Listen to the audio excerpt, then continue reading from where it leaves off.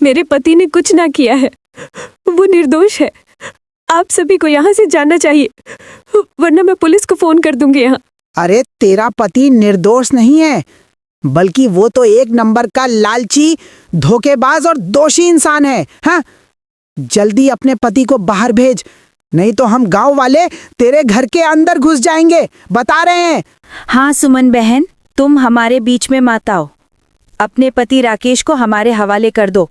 उसने हम गांव वालों के साथ विश्वासघात किया है। हम उसको किसी भी हालत में न छोड़ेंगे। हाँ हाँ, बाहर निकल वो। हाँ, बाहर निकालो उस लालची राकेश को।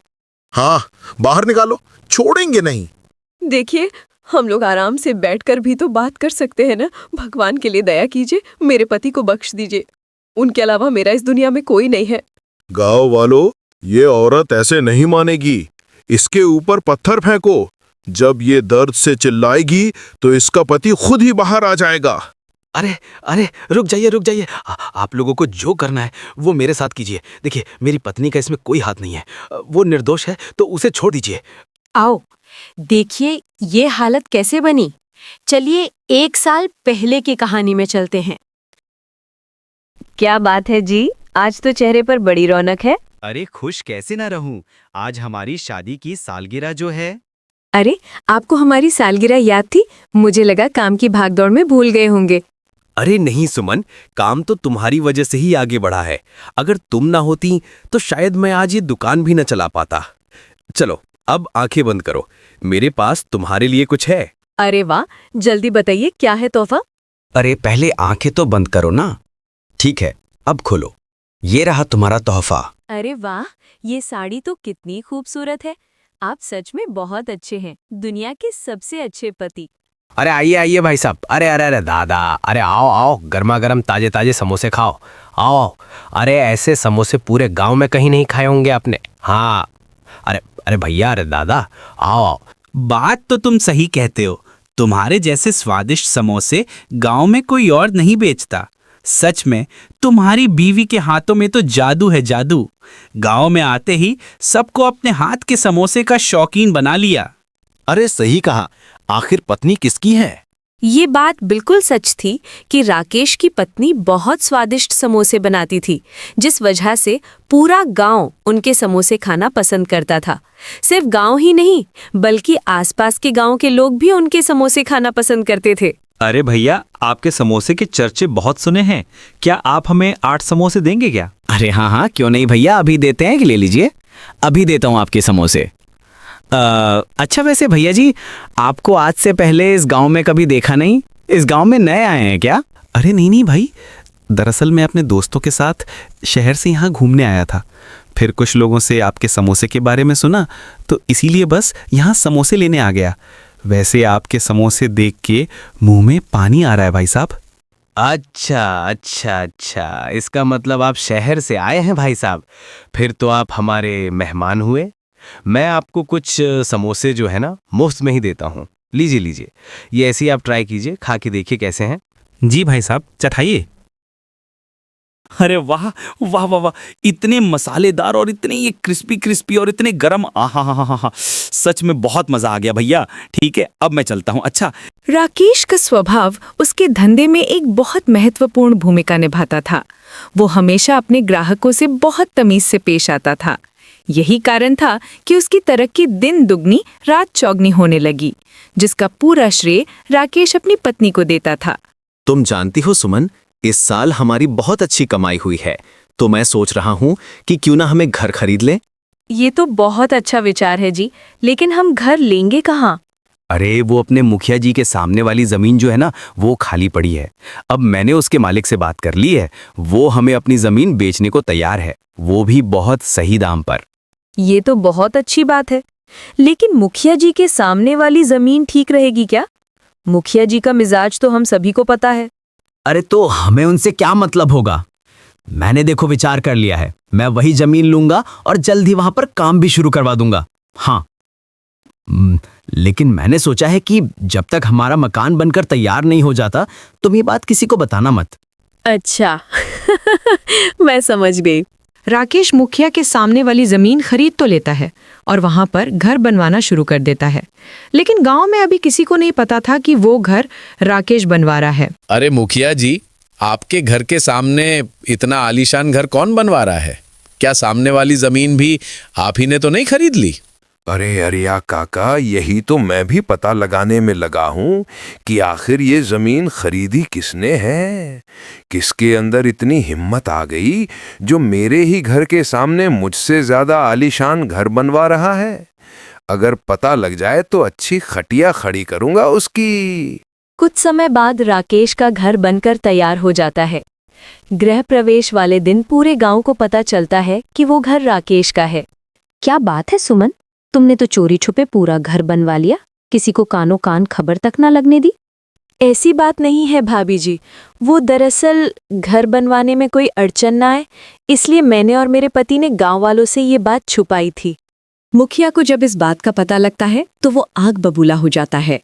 उस 2 कौड़ी के राकेश की इतनी हिम्मत कि उसने मेरे घर के सामने अपना एक आलीशान घर बनवा लिया। क्या जी, उसका घर तो सच में बहुत आलीशान है। उसके घर के आगे बुरा मत मानिएगा मालिक, अब आपका घर तो कुछ भी नहीं लगता है। शायद वो आपसे ज्यादा अमीर हो गया है मालिक। हैं?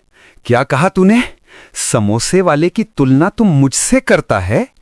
चाहे वो कितना भी बड़ा घर बनवा ले, रहेगा तो वो 2 कौड़ी का समोसा वाला ही ना। माफ करना मुखिया जी, छोटा मुंह बड़ी बात हो गई, लेकिन वो समोसा वाला अब आपसे कहीं ज्यादा मशहूर और अमीर भी हो गया है मालिक।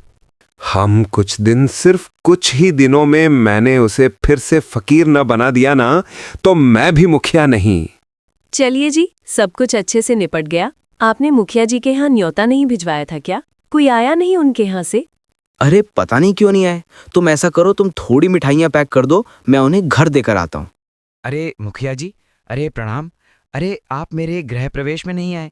मैंने सोचा कुछ व्यस्त होंगे जरा, तो इसीलिए मैं ही आपके घर मिठाइयाँ पहुँचाने आ गया। ये तो तुमने बहुत अच्छा किया राकेश। आखिर अब हम पड़ोसी जो हैं, हमारा व्यवहार आपस में अच्छा होना चाहिए। राकेश के जाने के बाद मुखिया मन ही मन राकेश से बदला लेने की सोच लेता है। वो अपने नौकर को राकेश की दुकान पर भेजता है। तुम समझ गए ना कि तुम्हें क्या करना है? जी मालिक, मैं समझ गया कि मुझे क्या करना है, और मैं ये भी समझ गया कि किसी भी हालत में अगर मैं पकड़ा गया तो मुझे आपका नाम नहीं लेना है। बहुत अच्छे, अब जाओ और अपना काम करके आओ। तुम्हें लगातार 1 हफ्ते तक ऐसा करना होगा, और उसके बाद मैं तुम्हें मुंह मांगी कीमत दूंगा, और फिर तुम पैसे लेकर ये गांव छोड़कर चले जाना, समझे? जैसा आप ठीक समझे मालिक। एक दिन जब सुमन रसोई में समोसे बना रही थी, तभी नौकर चुपके से राकेश के घर में दाखिल हुआ। आसपास कोई नहीं था। मौका पाकर उसने धीरे से मसाले में केमिकल मिला दिया और बिना किसी को दिखे निकल गया। इसी तरह वो रोज आता रहा और कुछ ही दिनों में गांव में बीमारी फैलने लगी, जैसे कोई महामारी आ गई हो। अरे, आपका स्वास्थ्य तो बहुत खराब है।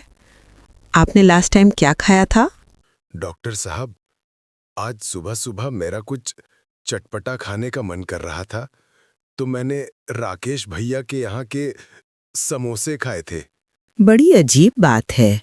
पिछले 1 हफ्ते से जितने भी पेशेंट मेरे यहाँ आए हैं, सभी ने यही जवाब दिया है कि उन्होंने लास्ट टाइम समोसे खाए थे। तो क्या इस बीमारी का कारण समोसा है? मुझे तो कुछ समझ में नहीं आ रहा है। अरे बहन, तुमने सुना?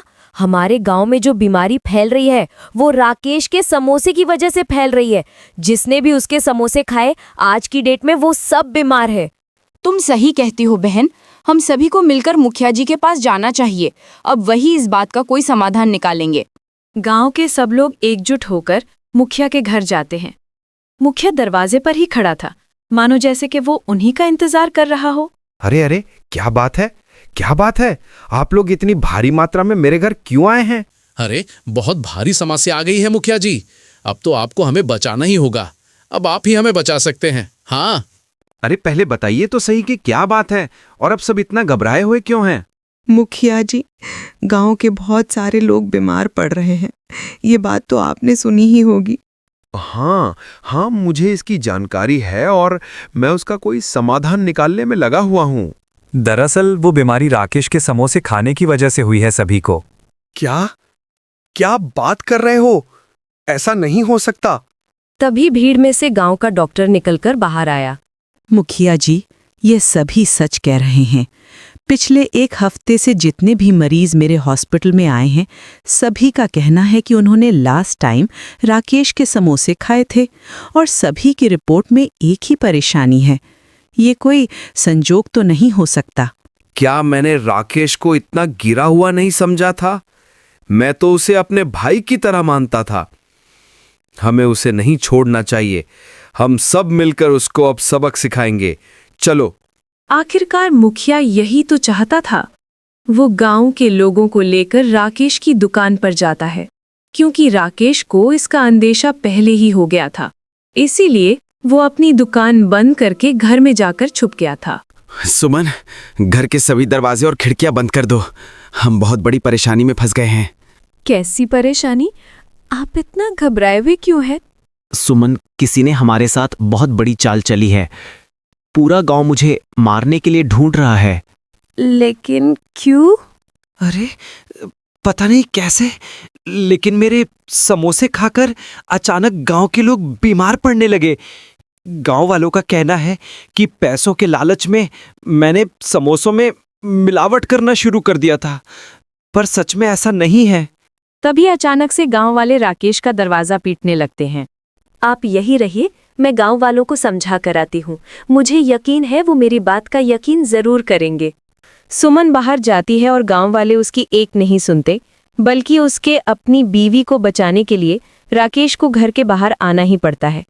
गांव वाले उसे पुलिस के हवाले कर देते हैं। वाह मुखिया जी वाह, आपका तो कोई जवाब ही नहीं है। वैसे अगर मेरे पैसे मुझे मिल जाते मुखिया जी तो अच्छा होता, फिर मैं चला जाता। क्या कहा तूने? इस छोटे से कार के लिए तुझे अब पैसे चाहिए हैं? लेकिन मालिक, आपने ही तो कहा था कि आप मुझे ढेर सारे पैसे देंगे। अरे तो तूने क्या मेरी बातों को सच मान लिया क्या? हैं? अरे भाई अतरंगी और बजरंगी, अरे जरा इसकी सेवा तो करो थोड़ी। मुखिया अपने आदमियों से कहकर उस नौकर की बहुत पिटाई करवाता है। किसी तरह जान बचाकर वो नौकर गांव से बाहर भाग जाता है। गांव के बाहर उसकी मुलाकात सुमन से होती है। अरे, अब ठीक तो है ना? आपकी इतनी बुरी हालत किसने की? तुमने मुझे भाई कहा है बहन, तो मेरा फर्ज है तुम्हें सब कुछ सच सच बताना। क्या मतलब? क्या आप मुझे जानते हैं? हाँ बहन, मैं तुम्हें अच्छे से जानता हूँ। आज तुम्हारी ये हालत मेरी ही वजह से है। भगवान के लिए क्या आप मेरी मदद करेंगे? आपकी मदद से मैं अपने पति को जेल से रिहा करवा सकती हूँ और उस मुखिया को उसकी सजा भी दिलवाना चाहती हूँ। भगवान के लिए मेरी मदद कीजिए। मैं तुम्हारी मदद जरूर करूंगा बहन। मेरी गलती सुधारने का इसके बाद मुझे दोबारा मौका नहीं मिलेगा। अरे तू फिर से आ गया? लगता है तुझे अपनी जान की कीमत नहीं। मैं अपनी गलती सुधारने आया हूँ। तूने राकेश का घर उजाड़ा, अब तुझे सजा मिलेगी। अरे वाह, वही बोल रहा है जिसने मेरे कहने पर राकेश के समोसों में केमिकल मिलाया था। हाँ मिलाया था, लेकिन तूने चाल चली ताकि राकेश बदनाम हो जाए और तू उसका घर हड़प ले। सही कहा। इस गांव में मुझसे अमीर कोई नहीं हो सकता। अगर लोग पैसे वाले बनेंगे तो मेरा राज कैसे चलेगा? मैं ही इस गांव का मुखिया हूं और हमेशा रहूंगा। मुखिया की बातें सुमन अपने मोबाइल में रिकॉर्ड कर रही थी। उसने ये रिकॉर्डिंग गांव वालों और इंस्पेक्टर को सुना दी। हमें तो यकीन ही नहीं था मुखिया इतना गिरा हुआ निकलेगा। ये हमें गुलाम बनाना चाहता था और हमारी जमीन हड़पना चाहता था। इंस्पेक्टर साहब, राकेश बेगुनाह है। असली गुनहगार ये मुखिया है। इंस्पेक्टर मुखिया को गिरफ्तार करता है और राकेश आजाद हो जाता है। गांव में फिर से खुशियां लौट आती हैं।